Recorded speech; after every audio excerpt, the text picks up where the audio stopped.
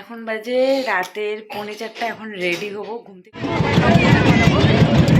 এটা হচ্ছে আমার আজকে ছট পূজার বিকালের ঘাটের লুক। রেডি হয়ে একটু শাড়ি পরলাম, ভাবলাম শাড়ি পরেই দিয়ে আসি। আর এই যে সবকিছু রেডি করে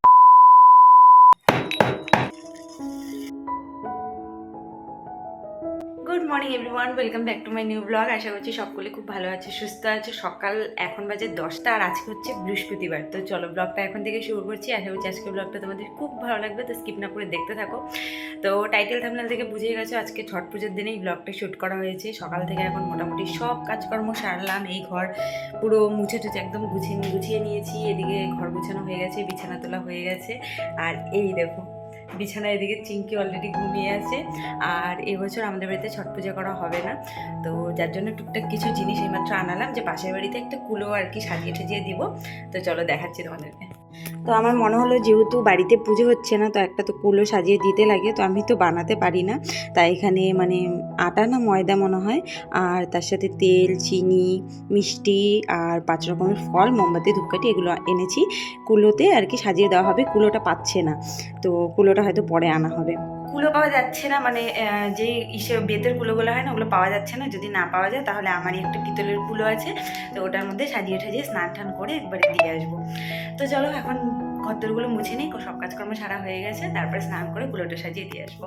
আর আজকে বৃহস্পতিবার পুজোও দিতে হবে। ঝিলিককে বললাম বেলপাতা আমরপল্লব নিয়ে আসতে, তো তারপরে পুজোও দিব ঘর বসে। ঠিক মতন আমি কদিন থেকে ব্লগ করতেই পারছি না। যে এর আগে একটা এনার্জি ছিল, ডেইলি ব্লগ করতাম, ডেইলি আপলোড দিতাম, তারপরে একদিন বাদে একদিন দিলাম। তো এখন একদমই হয়ে উঠছে না। আর এরপরে তো ওই যে পুজোর সময় এত ব্লগ মানে করে করে রেখে দিয়েছিলাম, সেগুলো আর আপলোড দিতেই পারছি না, মানে এডিট করে উঠতে পারছি না। তো স্নান ঘরটা মুছে সব কাজকর্ম সেরে স্নান করে চলে আসছি, আর বৃহস্পতিবারের পুজো দেবো।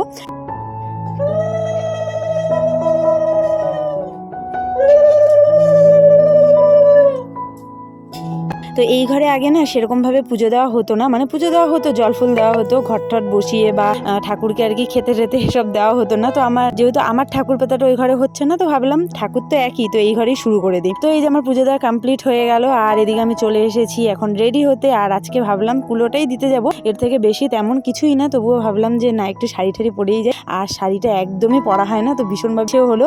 আর এই সুতির শাড়ির প্রিন্টটা এত সুন্দর, এটা মা দিয়েছিল, তো এটা পরেই জাস্ট একটু রেডি হলাম। রেডি বলতে ওই আর কি সিম্পল আর কি রেডি হওয়া। তো তারপরে চলে আসলাম এদিকে কুলোটা সাজাতে। আর এই যে ময়দা, তারপরে মিষ্টি, 5 রকমের ফল, চিনি, তারপরে তেল, মোমবাতি, ধূপকাঠি তোমাদেরকে আগেই দেখিয়েছিলাম। তো এইগুলো দিয়ে কুলোটা সাজিয়ে এত ভারী হয়ে গেছে। তো স্নান টান করে রেডি হয়ে একটু শাড়ি পরলাম, ভাবলাম শাড়ি পরেই দিয়ে আসি। আর এই যে সব কিছু রেডি করে নিয়েছি, এত ভারী না, তুলতে পারছি না, তো এখন এগুলো নিয়ে দিয়ে আসবো। খাওয়া দাওয়া সব কমপ্লিট। মেজ দিয়ে রান্না করেছে আজকে। তোমাদের দাদাভাইয়ের একটা পা দেখা গেল সোফায় বসে আছে। তো এখন এসে রেডি হবো, শাড়ি পরবো না কি পরবো ওটা নিয়ে ভাবছি। ফ্রেশ হয়ে তারপরে এখন রেডি হবো। তো এটা হচ্ছে আমার আজকে ছট পূজার বিকালের ঘাটের লুক। করার কি হলো, তো এইবারে শাড়ি পরিনি, চুড়িদার পরেই যাচ্ছি। অনেকটা দেরি হয়ে গেছে, মনে জানি সন্ধ্যায় হয়ে যাবে নাকি, আর একটু করে কে জানে, সবাই চলে যাবে।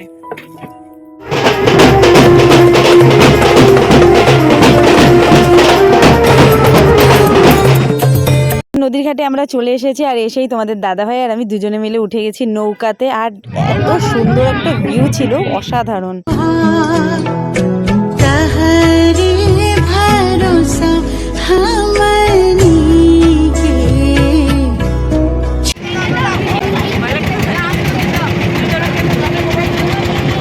ছুটি নাহি ছট কে त्योहार, ছুটি নাহি ছট কে त्योहार। ছোটবেলা থেকেই ভীষণ ভালো লাগে আমার এই ছট পূজাটা। আর ভোরবেলা করে বিকালবেলা করে আমি কোনোদিনও মিস করতাম না। ভাবতে পারিনি যে বিহারি ফ্যামিলিতে আমার বিয়ে হয়ে যাবে।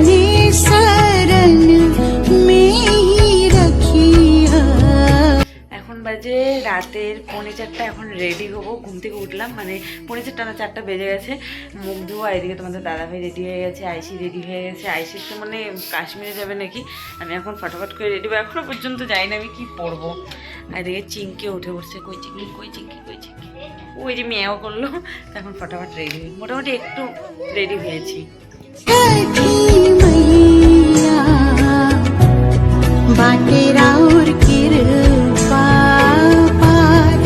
তো রেডি হয়ে আমরা বেরিয়ে পড়েছি। বেরিয়ে পড়ার সময় ব্লগ করা হয়নি, কেন কি অনেক দেরি হয়ে গেছে, কোনোবার আমি এত দেরিতে বেরোইনি। তো চলো এবার তোমাদের সাথে শেয়ার করি যে কীরকম কি সাজানো হয়েছে, রাতের ভিউটা কীরকম।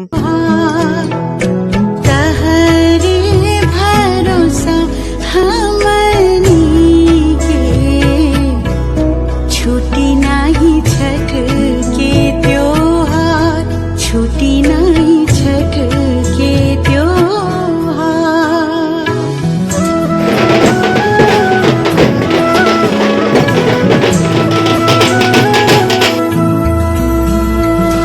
মা মাসি আমার বাবা এই প্রথম ছট পূজার ঘাটে এসেছিল, ব্লগ করা হয়নি তখন, কিন্তু মানে সবাই এসেছিল, দারুণ লেগেছিল। তারপরে আমার দিদির বর, মানে সবাই এসেছিল, এবার ভীষণ এনজয় করেছিলাম। পরের বছর অবশ্যই আমরাও পুজো করব, মানে ভীষণভাবে, তার জন্য মানে এই বছর করতে পারলাম না, মনটা খুব খারাপ। পরের বছর জানি করতে পারি, এটাই আমি ভগবানের কাছে প্রে করছিলাম আর কি, ছট ঠাকুরের কাছে। আর এই দেখো দিদি এসছে, তারপরে মামি মাসি বাবা, ওই দেখো বাবা মেশোকে দূরে দেখা যাচ্ছে। তো সবাই এসেছিল, মা মাসি সব। আর রাতের ভিউটা অসাধারণ ছিল। তোমাদের কেমন লাগছে অবশ্যই কিন্তু একটা কমেন্ট করে জানিও।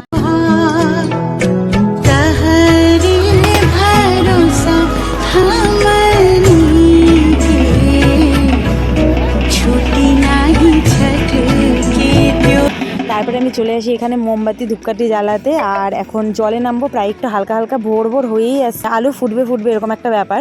তো এখানে আমি মোমবাতি জ্বালাচ্ছিলাম, আর যেখানে আমি আর কি কুলো দিয়েছি, তো সেই ঘাটেই মানে সেখানে এসে আর কি দিচ্ছিলাম। তো সেখানে আমি প্রদীপ মোমবাতি জ্বালাচ্ছি আর ধূপকাঠি হাতে নিয়ে আর কি জলে দাঁড়াবো। তো এর আগের বছর কি করেছিলাম আমি, ব্লগ শেয়ার করেছিলাম। এর আগের বছর আমি ডুব দিয়েছিলাম আমার মানত। তো এই বছর একটা মানত আছে, কিন্তু এই বছর সেটা দেওয়া হলো না, ওই আমাদের বাড়িতে পুজো হয়নি। যেবার বাড়িতে পুজো করব সে বছরই ওটা কমপ্লিট করবো, আর তখনই তোমাদেরকে বলবো যে কি মানত ছিল। তো এই যে আমরা ফাইনালি আমরা জলে দাঁড়িয়েছি, আর তোমাদের দাদাভাইকে বলছিলাম একটু ব্লগ করতে, ব্লগ করছে না, ছবি তুলছে না, কি করছে, ওকে দেখে আমার হাসি পাচ্ছে, মানে আমি মন দিয়ে তখন আর জলে দাঁড়াতে পারছি না।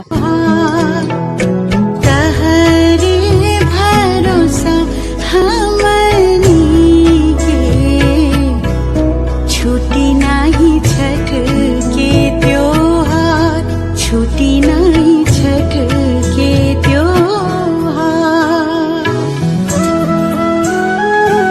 কিছু কিছু সময় এরকম থাকে না, মনে হয় জানি পুরো আনন্দ করি, মানে মুহূর্তটাকে পুরো এনজয় করি, আর সেই সময় কোনো ক্যামেরা এইসব নিয়ে মাথা না ঘামাই। তো সেরকমই একটা মুহূর্ত ছিল, যার জন্য আর ব্লগ করা হয়নি। তো পুজো টুজো ওই ঘাটের থেকে চলে আসছি, আমরা আসার সব অত দূর থেকে হেঁটে এসেছি। তো এসে এই যে কাপড় টাপড় কাচাকাচি করছি, ওনার প্রচুর কাপড়।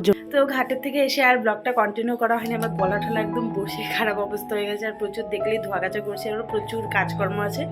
তো চলো এই ব্লগটা এখানে এন্ড করছি। আর ভিডিওটা ভালো লাগলে অবশ্যই লাইক কমেন্ট শেয়ার করো, আর নতুন হলে চ্যানেলটা সাবস্ক্রাইব করো। দেখা হচ্ছে নতুন ব্লগের সাথে, ততক্ষণ খুব ভালো থেকো, সুস্থ থেকো, টাটা বাই।